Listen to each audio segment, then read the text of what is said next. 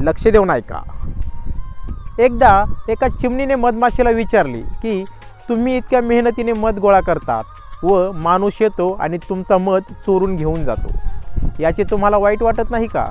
त्यावर त्या मधमाशीने त्या चिमणीला सुंदर उत्तर दिले। ती म्हणाली की आम्ही गोळा केलेला मध जरी माणूस घेऊन जात असला तरी देखील आमची मध गोळा करण्याची कला मात्र तो कधीच घेऊन जाऊ शकत नाही।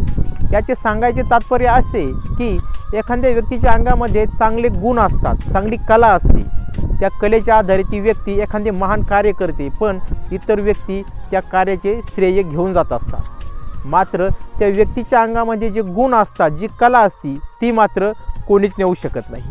त्याच्यामुळे आपल्या जीवनामध्ये नेहमी आपल्या ज्ञानामध्ये भर टाकीत चला, नवीन नवीन कला शिकत चला, याचा आपल्याला नक्कीच फायदा होईल। धन्यवाद।